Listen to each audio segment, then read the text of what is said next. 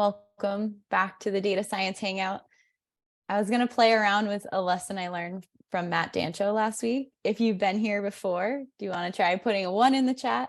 If it's your first time joining today, maybe put a 2 in the chat.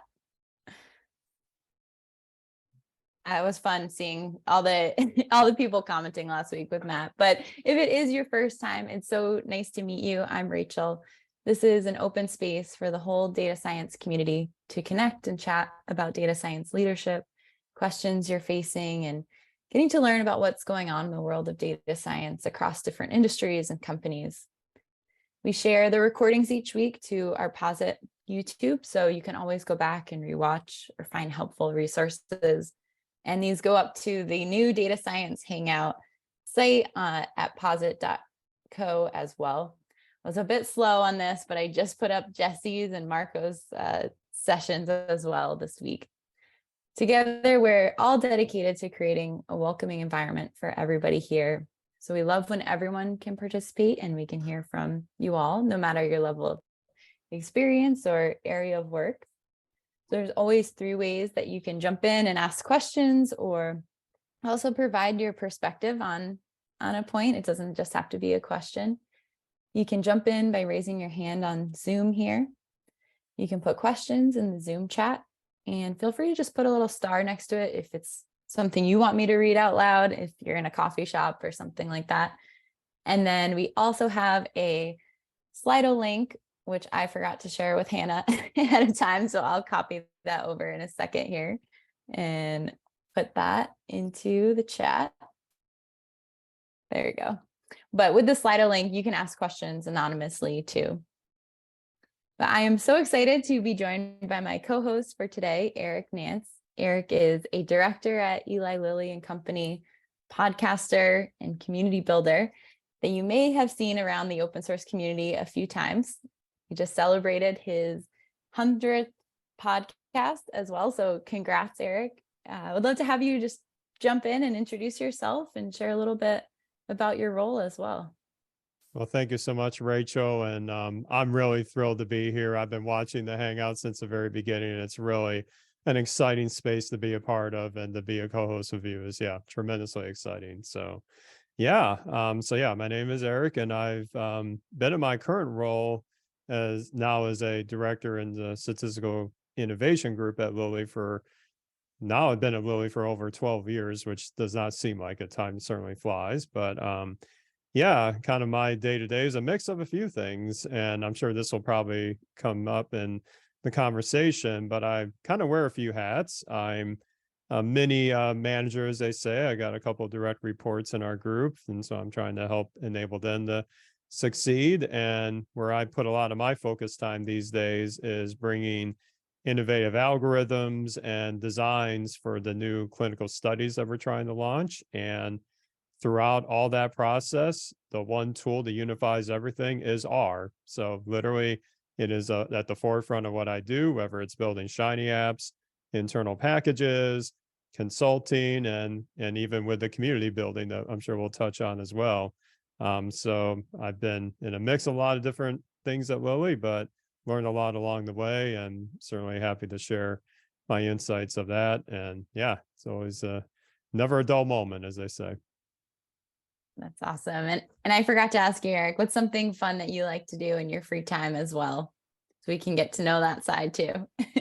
Well, the one of them we probably already know. I'm a bit of a hobbyist with podcasting and general tech, but other than that, one that maybe people don't really know about is I grew up in Michigan, so I always grew up a sports fan, in particular hockey. So I'm a big Detroit Red Wings fan, and they've had a little bit of hard time the past few years, but in the 1990s, they were Stanley Cup champions, and those are some of the best years I ever watched in sports. So certainly I'm a big hockey fan for sure. Nice. Well, I would love to get the conversation going around some of the community work that you do, because I'm always so impressed with all that you do. And I was just curious, how did you first get started in all this, and like podcasting and just getting involved with so many community events? Yeah, this is now it's going way back a ways, but the roots of this actually started in my dissertation back in grad school, where I would not have been able to complete it without R, because R had the package from one of the leading authors of a manuscript for the method I was using called Competing Risk. And ever since that point, I not only used that package to crunch through the numbers, but then I was able to produce a dissertation with SWeave, which was a precursor to Knitter, and now what we know of R Markdown and Quarto. So I was hooked. Like, I thought R was amazing. I never really had training in it until then. So I was just enamored with the world of open source. And around this time, I was also getting into open source with respect to like the Linux operating system and things like that. And as I was learning things about Linux to help with my grad school duties, I found podcasts. There were some podcasters teaching me some great skills around Linux and open source, and really helped me in quite a few situations with some education there. And I thought, well, I like R so much, and I certainly don't know everything about it, but maybe if I just start to put myself out there a little bit and maybe see what might be receptive to people, and kind of like a little nudge to learn out loud before that became a catchphrase from Mara. So I started the R podcast back in 2012, 2011. I forgot the year, but it really just started me just kind of learning about R and a lot of the things that I hadn't had a chance to pursue yet. And lo and behold, I started to get some feedback that people were liking it.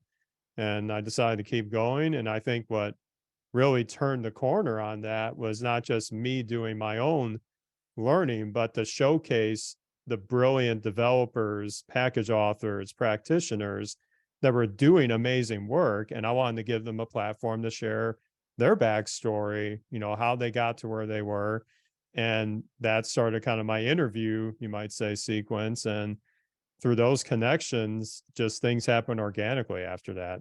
Started collaborating with now Posit, formerly our studio, quite a bit. Started to go to the various conferences and meetups, and lo and behold, I was learning so much from the community that it became a passion to keep that going. And then more recently, I decided to augment that into like Shiny, because I'm so passionate about Shiny as well.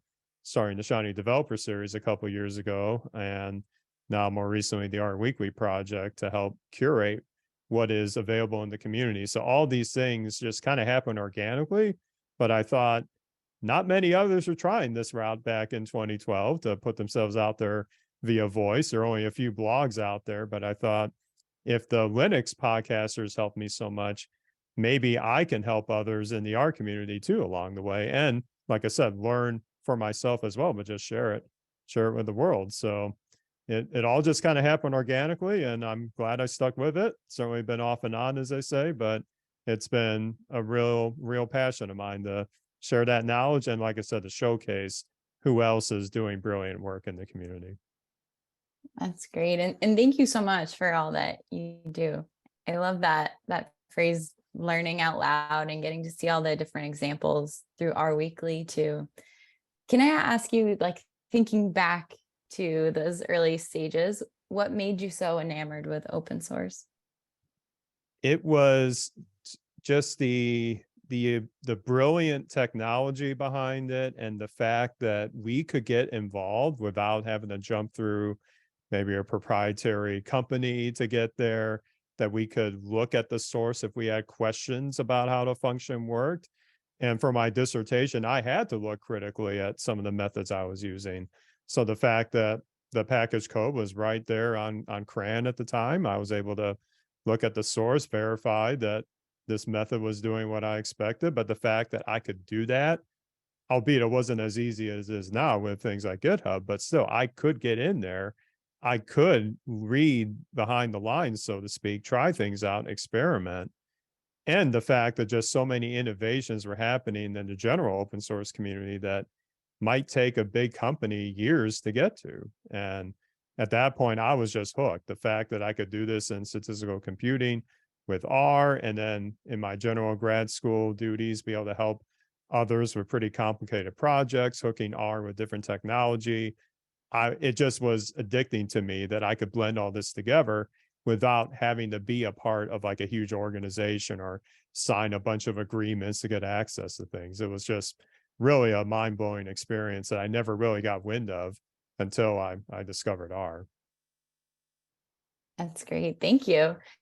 And I just wanted to remind everybody, I see a few questions coming in on Slido, but if you just joined a little bit into the session, you can ask questions through Slido anonymously, and we'll share the link in the chat again here in a second. But you can also just jump in and raise your hand here on Zoom, or put questions into the Zoom chat. But I see one of the questions was, anonymous question was, how have you married your love for R personally with your professional work? Great question. So this is another mini story time, as they say, but it was about a few years into my job where in the very beginning, I wasn't using R to do very much because I was assigned to do a more, you might say, traditional study project statistician role where I was helping oversee the analysis strategy of a particular study. And as many might know in life sciences, SAS has been the predominant player in computation there, but that's slowly changing, which we may get to later. But over time, they hooked me into an assignment, pretty open-ended assignment. We were getting a lot of complicated biomarker data. And this data was huge.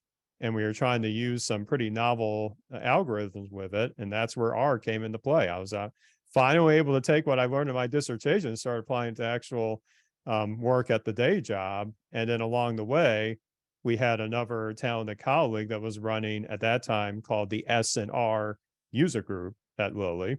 And I started calling into it, much like a hangout here, but it was just people sharing what they were doing, small but enthusiastic group. And then within maybe a year or so of me attending that, the leader of this group said, "Hey, Eric, you know what? I think you should take the reins on this." And at first I'm kind of shocked because I've only been with the company for a couple of years, and this great colleague was very well respectful of asking me to do this. But ever since then, that's when I thought, okay, now it's time to take this to another level. And lo and behold, I've been leading the internal R group for about 9 years. And that's been another, tremendous asset to my learning and also getting insights to what others in the organization are doing with R. Because sometimes people might think, oh, this contribution, I just did a little bit here and there, but I'm like, no, you should highlight that. Let me give you a platform to share that because we can all learn from your experience, and then, we'll all be, sharing that knowledge together. So definitely helping with that user group has been a big help. And just that little nudge to do something a little outside the box early in my career gave me that little, I'd say nudge to take this further. So again, kind of an organic thing, but I'm very happy it happened that way because it definitely changed a lot of things for the better for me. Awesome. I'm starting to see a lot of questions coming in here in the chat too. I see Libby, you just asked one. Do you want to jump in? Sure. I was wondering if you always knew that you would go to industry after your PhD, or if you contemplated staying in academia. Yeah, excellent question. And first, Libby, congratulations from one podcaster to another. So I had to shout that out. I did have a pretty inkling early on that if I was after I decided to do the PhD, which actually was not instantaneous, I thought I was just going to get a master's degree and be done with it. But I had a few people that were very close to me say, if you're going to get the PhD, you might want to do it now before things get kind of crazy later in life. But then as I'm going through that, I do admit what I heard from other colleagues, those that graduated in the same program years prior, were really enjoying the experience being in industry, whether it was life sciences or other sectors in the world. And I thought, you know what? Yeah, I want to make a difference. And I felt like at that time that would be the easiest way to do it. But again, I have other great colleagues in academia, so everybody's got their own preferences. But I kind of knew pretty early on that it was going to be an industry type role for me, and I've been happy with it ever since. Awesome. Thank you. You bet. So Eric, you just said we're probably going to get a few SAS questions coming in, and we have a few on Slido for you.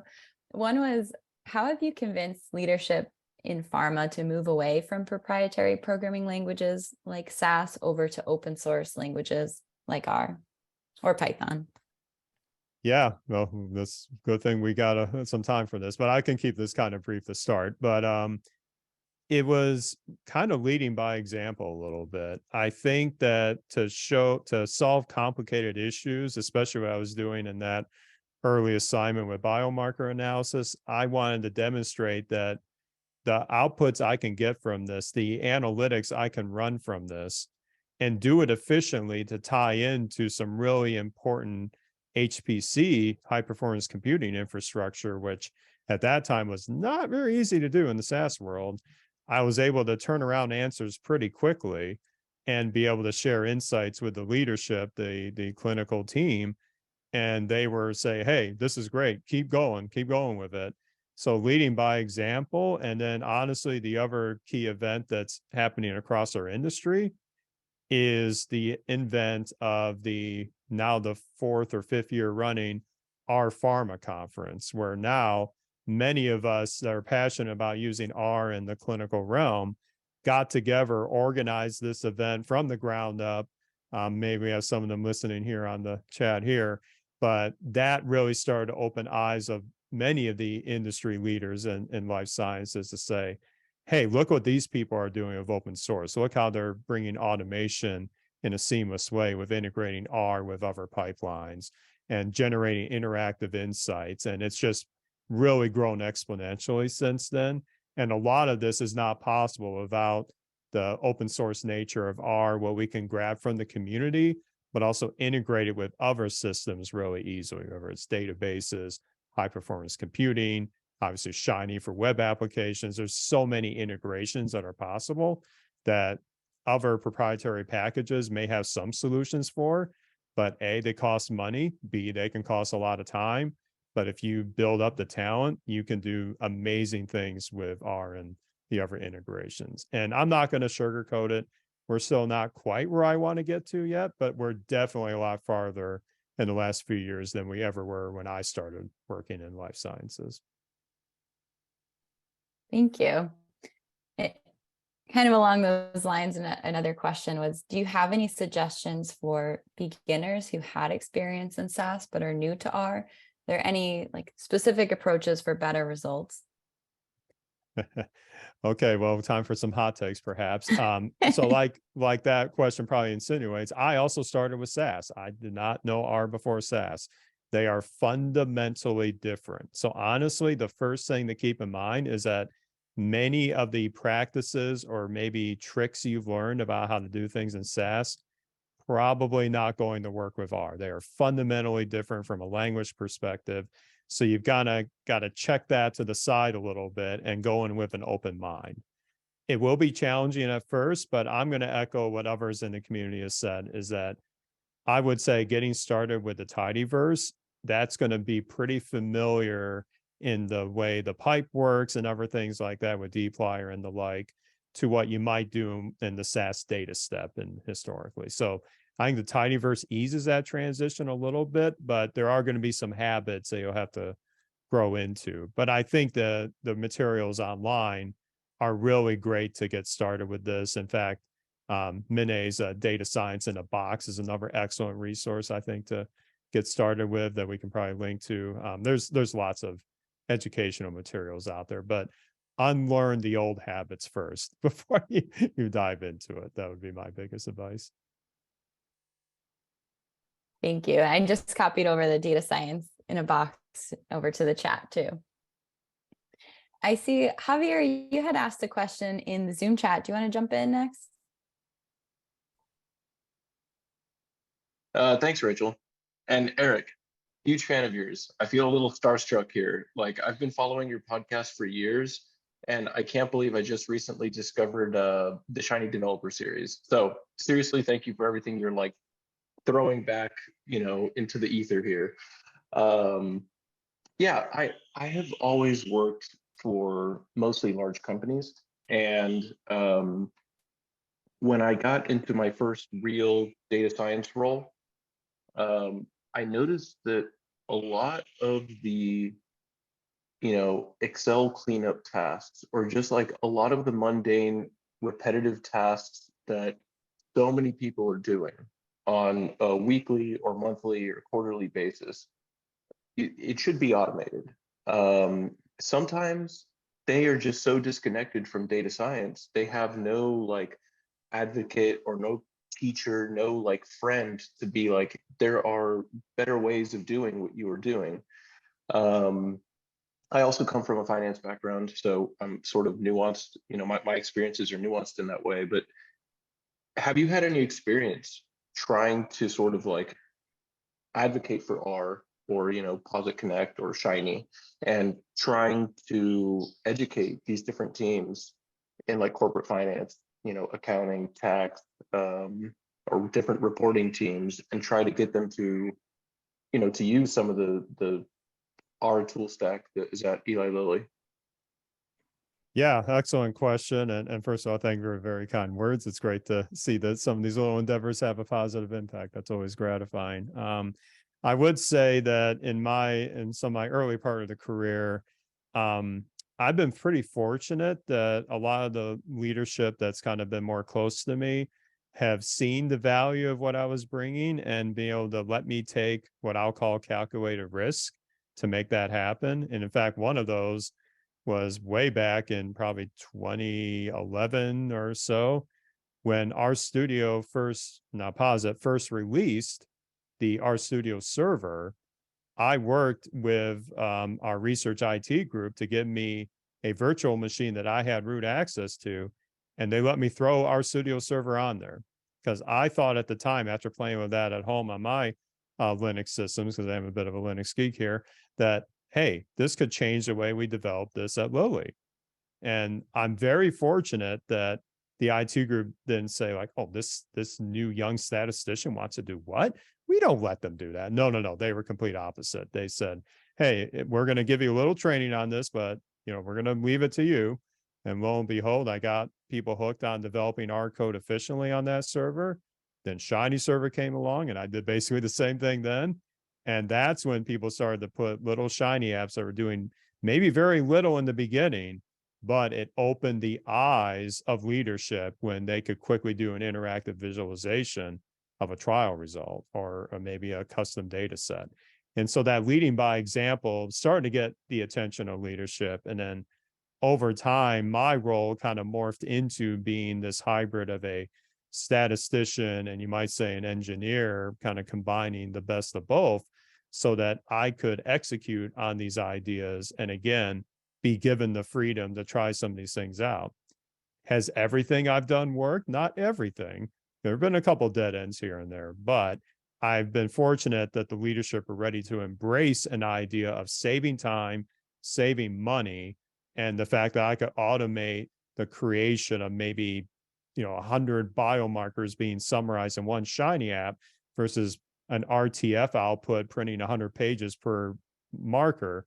That got attention, just that little win right there. So it started small. I didn't start big, so to speak, but it started with incremental things. And then it got to the point where people were seeking me out to help with advice on how they can automate something with R, maybe in combo with Shiny or other, utilities, instead of them settling for a default manual process. But it wasn't overnight. It was incremental kind of wins along the way. Thank you. So I see a question over on Slido, and Andy, I see your name there, so feel free to jump in if you want to add any other context too. I can ask it. It's what can you share regarding building a community of practice in a larger org in terms of finding other R users and growing and sustaining interest? Yeah, this is certainly another, I say passion area of mine, because as I said, kind of in the outset, the idea of bringing people together and sharing knowledge has been something I've been excited about for a long time. It's not always easy because, again, we have to sometimes fight a little stigma amongst ourselves that we feel like the things we're doing with either R or just in general, we're doing with analytics isn't really that innovative. It's just like part of the job, so to speak. But I'm trying to get people to come out of their shell a little bit and celebrate it and not feel like everything has to be super polished before they show it to us. I really made a concerted effort in the last few years to say, hey, we are a welcoming group. We would love to share our ideas. If you want advice, we're happy to give it.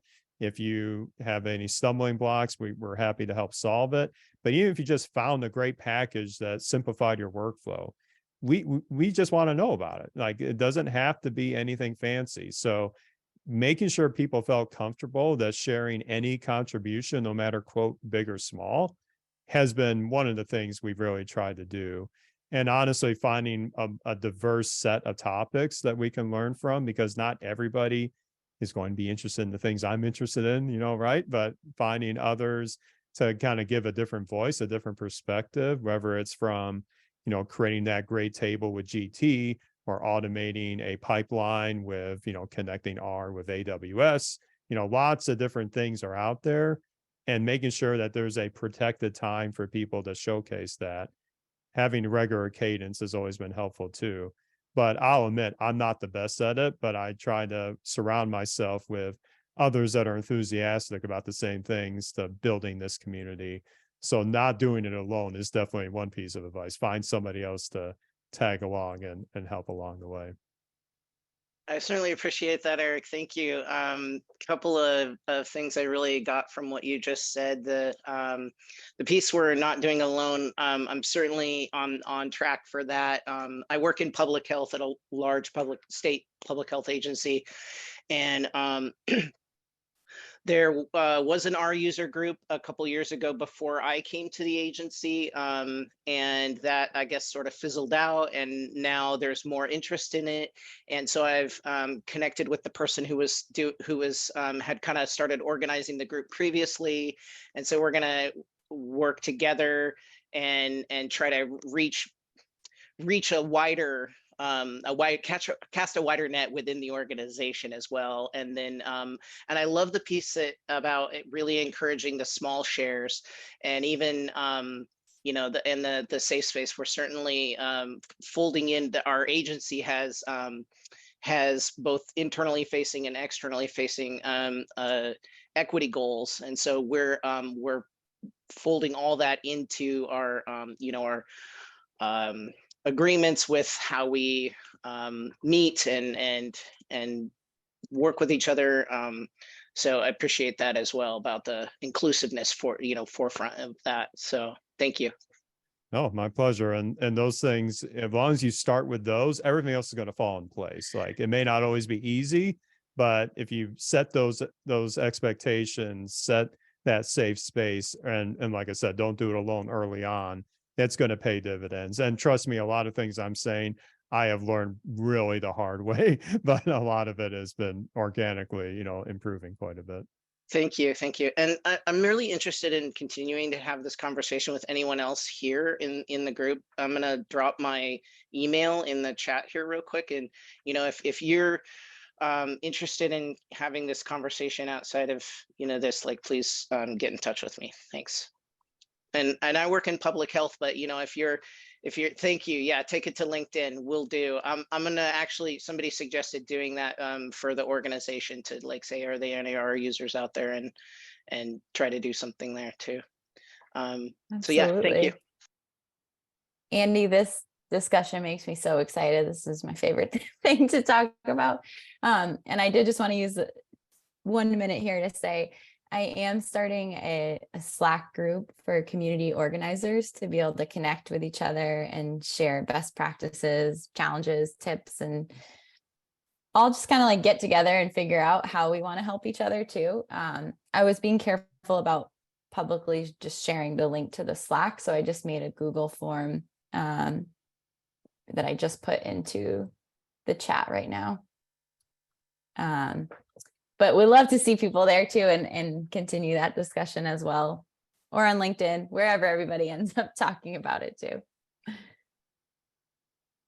But jumping over to a few other questions, I see there was one on Slido, Eric, that was, does the data science team ever have trouble getting resources from the IT team? If so, how do you navigate that? Oh yeah. Okay. Another hot topic for me. It's been a mix of both, I'll say. What helped me early in my career is making great relationships with that same research IT group that gave me the keys, so to speak, to that virtual server. that has grown into probably my most valuable collaboration in the entire company. I'm probably sounding strong with that, but it really is. They have helped us out immensely with infrastructure, with our HPC needs, and really pushing the envelope what we can do with R inside the enterprise. And how I got there, this is a fun little, you might say, data mishap story that I shared earlier this year at a data mishaps conference. But I just so happened, in my eagerness to turn loose on this really complicated analysis, to bring down the entire HPC cluster one day. Like, I brought it down. It went crash into a halt. And you can imagine the panic I felt being a new statistician doing something like that. But this IT group didn't say, okay, we're not going to give him any capabilities of doing this anymore. They took me under their wing and they really educated me on what I could do better next time. But they said, we want to partner with you. We know you've got the ambition to really utilize the tech in the best way, and we want to bring you under our wing. And that's been really fruitful. So whenever I need anything from them or they need anything from me, we're there for each other. It's not always that way in other parts of the IT world. So it does pay to build those relationships with those that maybe kind of get where you're trying to get to, and they can help translate some of the processes or some of the hoops you have to jump through. So I've been, trying to keep those going fruitfully. And then it's really just being persistent and showing why you need that certain access key or why you need access to that API, really just showing them what you're trying to do here. And I've been fortunate, once they see the value of it, they're going to go to bat for me to get it. It just sometimes can take a while because there are many different IT groups across security, DevOps, and all the other sectors that you have to navigate through. But, with the strong relationships, that can become easier. I love to see all the chat that's happening during the Hangout too. Thank you, Eric. Mayank, I see you have a few great questions in the chat coming up. Do you want to jump in? Thank you, Rachel. I'd like to thank Rachel, on the onset, because I've been following the series for, I think, more than a month. I've been joining week on week and, joining in all the great conversations. And I've been looking forward to the conversation with Eric, because the domain I'm in pharma and insurance. So I have had similar experiences of incremental, building out solutions and then, having them be adopted in the org. So I have a lot of questions, but I would just keep it short. Maybe, 2 questions for now. One would be like, how do you facilitate your SaaS programmers to, learn R or get into the R ecosystem and, be open to it? Because in my experience, what I've understood is, SaaS programmers try to be in that tech or domain because of the stability and everything around it. And plus, since RStudio rebranded to Post-it and how they have launched Shiny for Python and serverless, Shiny applications, you being a Shiny, trainer yourself, what are your thoughts around it? And how do you see the adoptability of Shiny for Python in pharma industry as such? So, yeah. Oh, great questions. Thank you for those. So with the first one, what has helped us, and I will admit, again, we can go much farther than we're currently at, but one of the wins that we've had is trying to look at the big strengths of R in certain situations and just let things kind of grow from there. So one example is that we've been embracing quite a bit the idea of interactive R Markdown reports, and now interactive Quartal is becoming a huge thing we got our attention on, but showing our traditional, you might say, SaaS analyst group that, hey, with a little investment in learning how R Markdown works, we can give you this interactive plot of efficacy results using something like Plotly and be able to quickly drill down and zoom in on certain data insights from that visualization that you would have to produce like 10, 12 plots individually to get to that same result in a static way. And that's actually started to take up quite a bit with some internal projects, that idea of interactive exploration. Now, that's not the end goal, right? I mean, me personally, I have much bigger goals than that. That's why I'm involved in this R consortium work group where we're trying to use R for clinical submissions straight through and through, where we got some great leads on that coming up soon. So we started with capabilities that R brought to the table that are just really difficult to replicate easily with other proprietary products. So that helped us quite a bit so far. In respect to Shiny for Python, yes, like many in the who attended our studio conf when Joe Cheng announced it, I was glued to my chair trying to see where this trend would go. I think it's still early days for us in life sciences for embracing it, but at the same time, the idea of a serverless Shiny app has raised a lot of eyebrows, and certainly I'm keeping a close eye on it. And over time, I'm sure it's going to, bring some interesting insights to what we can deploy. Now, it just so happens that in a lot of the workflows I'm doing at the moment, they're based in R simply because that's been a lot of what we've historically built in my particular group. But we definitely have some that are very interested in Shiny for Python and trying to see how far it takes. I just would say in life sciences, it's still pretty early days, but again, we're keeping a close eye on it. Yeah. That's what thank you for answering those, Eric. That's super helpful because that's what I understood too for pharma industry. But I think, in long run, that might be the future for newer apps that would be probably built from scratch and not the, legacy apps probably. But I just want to keep an eye out, on the great stuff that you and Eli Lilly is doing and, learn from that along the way. So thank you. Thank you, Yeah, Eric. Thank you, Rachel. Yeah, thank you. I see, Mike, you asked a question that says on a recent LinkedIn post, and I would love to hear what this recent LinkedIn post was too. So yeah, I had talked in LinkedIn about, being a square peg in a round hole, being a statistician, but not doing statistics, being a data scientist, but not fitting machine learning or AI models, being a pharmacokineticist, but not fitting models or doing that kind of stuff. So, and Eric nicely chimed in and said, I know, feel your pain or something, words to that effect. So I guess being a square peg in an organization is a tough thing, right? Because you are not like you're not like the others. So what advice would you give other similar square pegs who may be sitting in other organizations and maybe on this call? Well, I'm glad you chimed in on this. And I remember when you put that post, I was like, okay, yeah, I feel seen on this for sure. And Mike's a good friend, so I'm really glad you're here. So I think one thing that's helped me, as I struggle with this, sometimes to this day, still struggle with parts of this, is not being afraid of it, but using the strengths to help better the people around me immediately, and then letting that kind of spread out. So I won't lie, there's some pressure being known as one of like the R people at the org that, that people go to for questions every week or whatnot. But what I've been trying to do is kind of what I said earlier, bring up others around me to help, carry out certain messages or certain steps in what makes me that square peg, kind of showing where these skills are applied in what situation and getting some help along the way. And one tangible example earlier this year that I took on is I was really sick and tired of putting the same email response to questions I got every week about getting access to the RStudio server, getting access to the HPC cluster. How do I launch a Shiny app? Eric, help. It was almost like the copy paste of the response, and I got tired of it. And when I get tired of something, that's when I'm like, I'm going to put this down for a bit. I'm going to focus on solving this right now.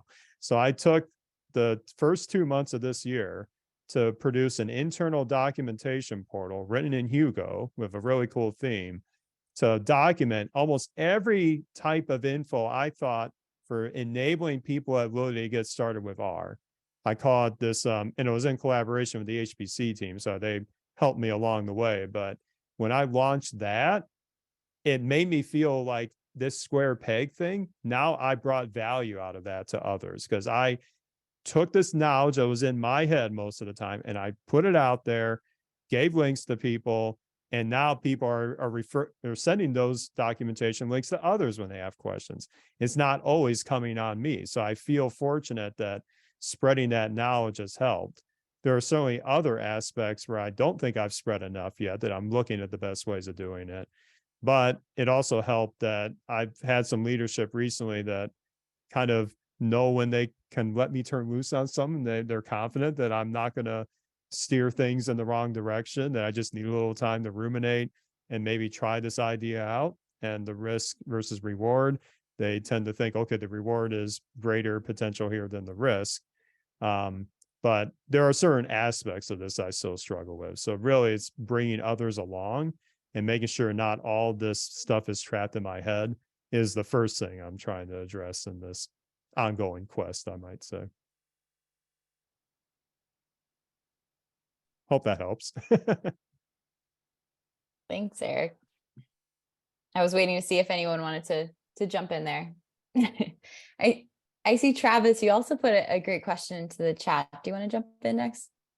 Sure. I guess my joke questions about the Eli Lilly Twitter account. Oh yeah, it was the I'll avoid first those. one. No. Oh, fine, yeah.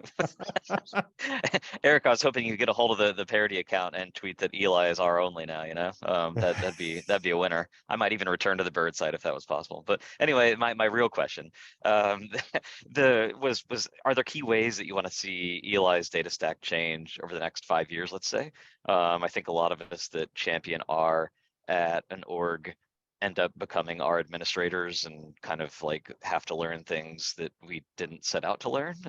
You know, like I know how to write R, but I spend most of my time these days thinking about infrastructural challenges, like what's the right mix of cloud versus on-prem, particularly when we're talking about life sciences data. That gets to be a sticky question. Modern database like usage is not a common thing in pharma and in CROs because of kind of software monopolies like metadata and others in that space. Do you have strategy you can share around those sorts of things? Like, what are you all thinking? Because a lot of our usage can be kind of handicapped by not being able to actually hit a real database in the way that we would like. Are you all developing on that side? Oh, I'm definitely thinking of it. And in fact, one of the earliest internal R packages I created at the company was in essence a wrapper to Hadley Wickham's Haven package, the import SAS data sets into R. I call it Coaster, very affectionate name, because it's just one of those things you might take for granted, but when you need it, you like it.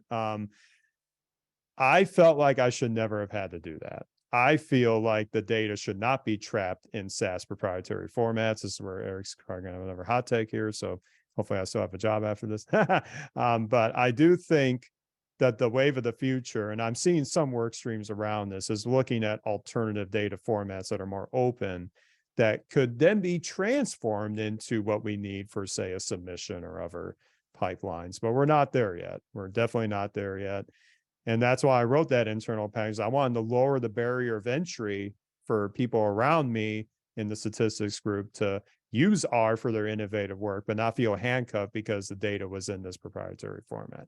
It's not perfect, though. We have some esoteric errors that I cannot debug because who's good at reverse engineering a proprietary format? Not me. I just try to leverage what the community has. So I think until we as an industry kind of really look ourselves in the mirror and say, this way we're capturing data is not going to cut it for the long term, we're always going to have to jump through hoops. And I'm not happy about that. But I do think there's starting to get more attention on what we're seeing the general tech sector do for, you know, voluminous data and easier access to data. I think the seeds are being planted, but this isn't where I want to be at. So admittedly at Lilly, what we've been concentrating on is kind of more on the downstream effects of an analysis, making outputs interactive, giving people shiny apps to quickly explore their results. We're having more traction there immediately because that's accessible once you get the data into R, then we're able to turn loose on this. But this is an evolving story, and I share the pains that you've been mentioning there quite a bit. Thanks, that's a good answer. I know I've been keeping an eye on that CDISC JSON hackathon. You probably are aware of that as well. That seems intriguing, a way to get out of the SAS7 BDAT kind of web that we live in these days, but we'll see. We'll see. Time will tell, but it is something worth watching. Yep. Thank you very much. Can you share that in the chat, Travis? Yeah, sure. I'll dig it up somewhere. Yeah, I'll find it. Awesome. Niam, I see you just asked a question in the chat too. Do you want to jump in?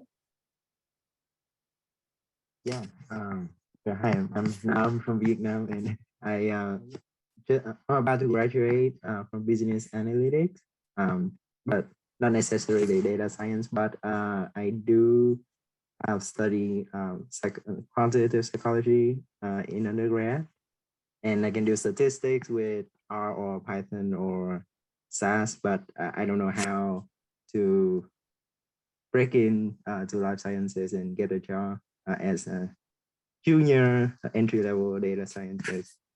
And if there's any tips, that'd be helpful. Thank you. I'm living in Boston, by the way, but I can move anywhere or remote. Well, So thank you. thanks for joining. Yeah. Thank you for the great question.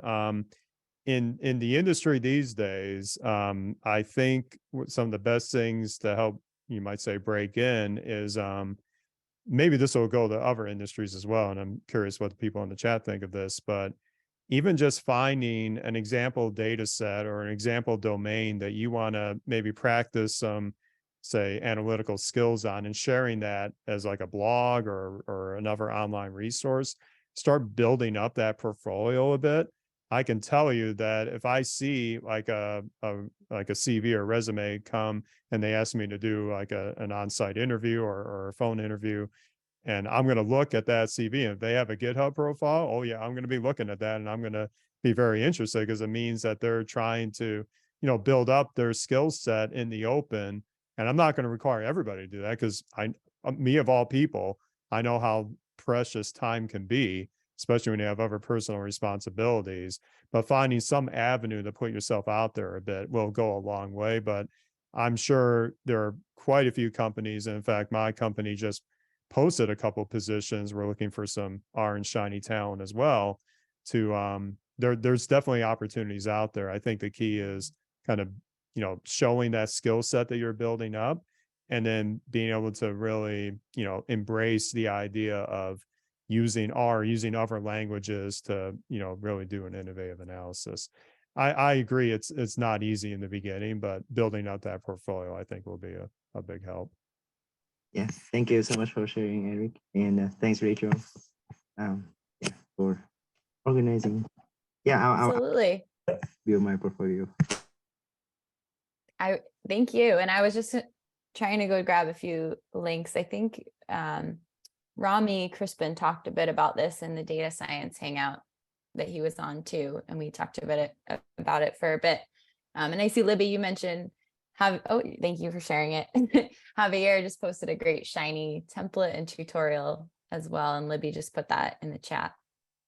Thanks, Javier.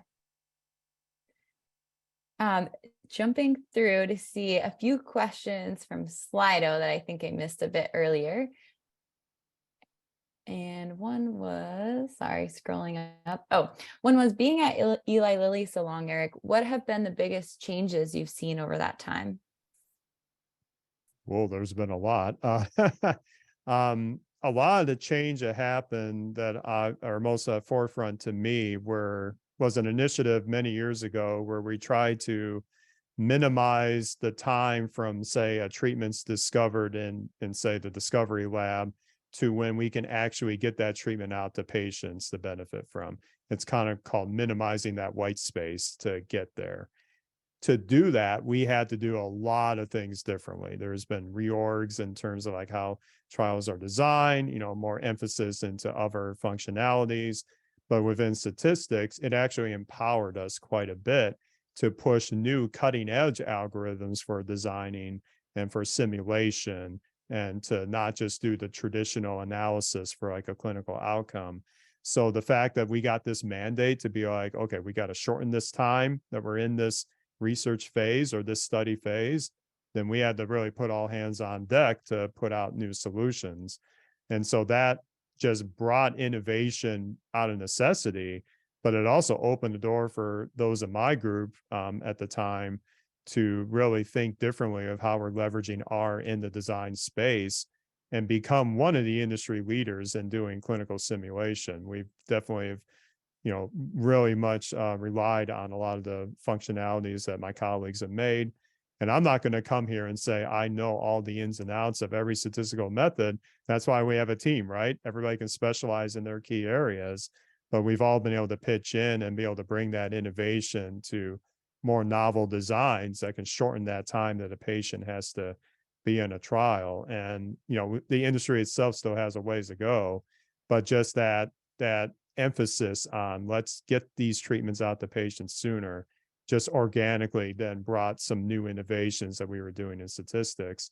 And it really gave us a voice at the table that we could, you know, bring some really innovative change to how we were doing things in the past. So certainly that's been one of the higher level changes I've seen. And like I said, embracing open source in more than just a set of very simple ways, especially with R, has been a big change as well, because it's still not 100% and it'll probably never be 100%, but we've got the attention in the right places now to really build some key innovations. And I've been fortunate to be in the forefront of some of that, and bringing others along the way is what I get excited about too.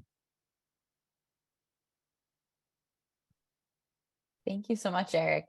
And I know the time goes by very quickly here, but I don't think we can let today end without talking a bit about podcasting. And I see there was some of the, somebody had asked a question. I think it's Mike. I'm not sure if he's still on. Let me just scroll up. But Mike asked, can't find it right now, but something along the lines of, as an audio nerd, what's your process for recording and editing? Oh, yes, we get to go to the geek corner here of audio production. Okay, I have lots of thoughts on this. I've gone through many different phases of this. What I've settled on now is that, in particular for the R Weekly show that I do with Mike Thomas, who's been in this group a few times in the past, and shout out to Mike if he's listening.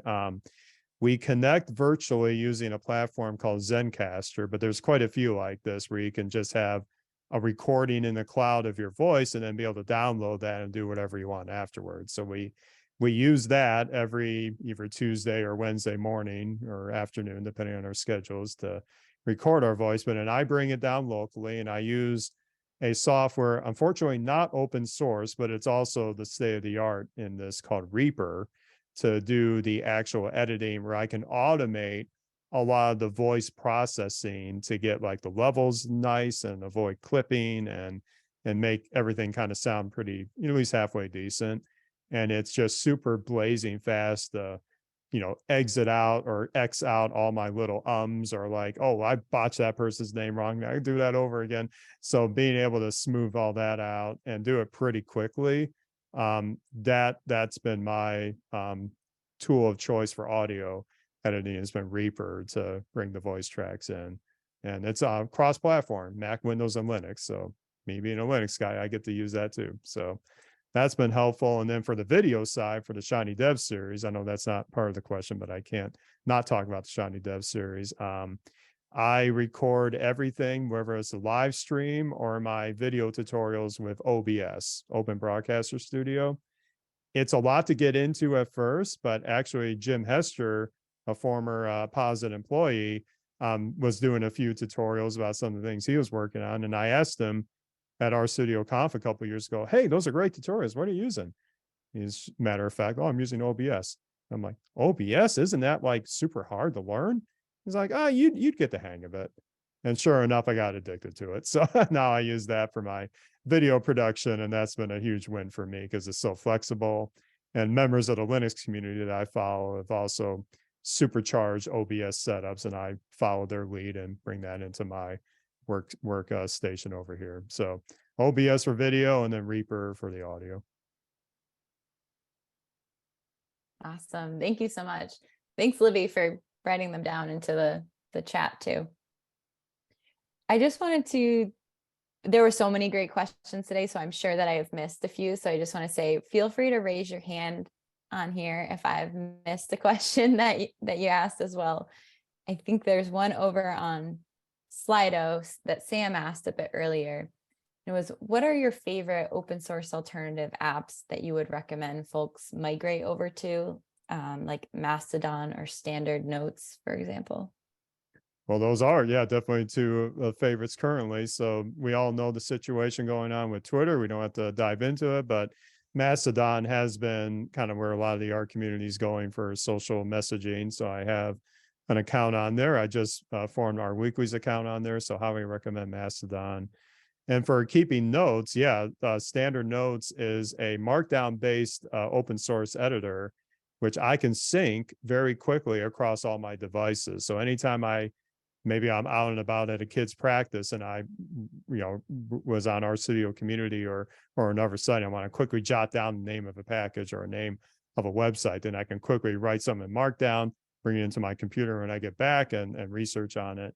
And I keep all my production notes on there. I keep all my conference notes on there of what I've learned at like our Pharma or our studio comps. So, and then other apps that I use on a day-to-day definitely are more on the Linux and media production side. But like I said, OBS earlier, I use Shotcut for video editing. I use obviously Firefox and Brave for web browsing. I am using VS Code quite a bit now for my development needs alongside our Studio IDE. So lots of things in my toolbox and little utilities can just add up to really help out. But those are the big ones for sure that are in every computer I have here. Thank you. Eugene, I see you have your hand raised. Want to jump in? Yeah, just a quick question. I've looked at really trying to do a lot more ML ops in my current sort of role in what I'm doing and creating repeatable, scalable flows. And I noticed there's a package called the targets package, which is Eli Lilly associated. And a lot of the things that I hear about Airflow, I am very curious to know if you're using targets, if it has been a very robust sort of backend for doing things, how fast you've been able to create efficiencies with it, because it really looks, at least from the outset, like it's quite an endeavor. And it looks like it could be used for a lot of different use cases that sort of, are in my head and become fast because it looks like it even has a high performance computing backend that can link with, maybe some sort of Hadoop technologies, that are in the cloud. So yeah, very curious. So it very much helps that on our extended team, Will Landau, the author of Targets, we're in the same group. So we get to share knowledge and I learned from him way more than he learns from me. But yes, Targets has been a huge factor in our clinical simulation pipelines and other endeavors to simplify and automate and make sure we don't have to repeat the same analysis over and over again. And it's been used very heavily in our group. And yes, the learning curve might be a little bit, harsh to start with, but Will has the most extensive documentation for our package I have ever seen. Yeah, you can book that. That's recorded. Will does an amazing job of his documentation. So you just go to Target's home site, you're going to see manuals, you're going to see other tutorials, and he's beefing that up even more with things like debugging pipelines and such. So certainly an ML ops domain for Targets, he's definitely done examples of that in the past, and we're definitely using Targets quite heavily, and future you will thank you for investing in Targets. Awesome. Thank you. Thank you. And thank you, Jordan, for sharing the link in the chat too. I'm starting to hear a lot more about Targets. Sounds like we should have a presentation on Targets at some point. I think Isabella on our team mentioned that as well. I know we have a few minutes left here, but somebody had asked on Slido, Eric, we'd love to see all the links to your podcast. I shared our weekly and Shiny Developer series. Anything else that you want to share with us about how to keep in touch with all the amazing work you're doing? Yeah, that's a great point. I'll swipe this in the chat right now. I did a little pre-work ahead of that, but yeah, you can get in touch with me on LinkedIn or on Twitter, even though I probably won't post as much on Twitter. I'm still checking it occasionally. And my Mastodon account, which I established earlier this year. Those are definitely the three biggest ways to get in touch. But yeah, Rachel, you basically said the Shiny Dev series. We have a nice home site for that. You can say subscribe to the YouTube channel for new videos, and then our weekly, just ourweekly.org. You'll see the podcast link right at the top. And yeah, we're always looking for people to get involved with that project. So please get in touch with us if you're interested. But yeah, those are the major places, if I can say that. And maybe I'll have time to resurrect the old R podcast that I started with way back when. So that's on my list to do next year. Amazing. Thank you. Thank you, Mang, for summarizing those and putting those into the chat too. That's really, really helpful. Happy to help. Let me just double check. Any questions that I missed? Is anything on top of someone's mind that you want to make sure you're asked today? Feel free to just jump in, raise your hand. I think we got to everything. Awesome. Well, thank you so much, Eric, for joining us. And seriously, thank you so much for all that you do for the community. It's really impressive. And I know so many people have benefited from all the work that you do. Well, Thank you for all the questions and everything today too. Oh, this is, like I said, been a real thrill for me, and I can talk about this stuff all day, literally. So it was good to be on here. But the Data Science Hangout is a wonderful place. So if this is your first time attending, definitely come back. It's a great place to be. Thank you so much. And I just remembered, I almost forgot to say, next week is Thanksgiving on Thursday. So we won't have a hangout next week, but we'll be there the week after. So see you in 2 weeks, everybody.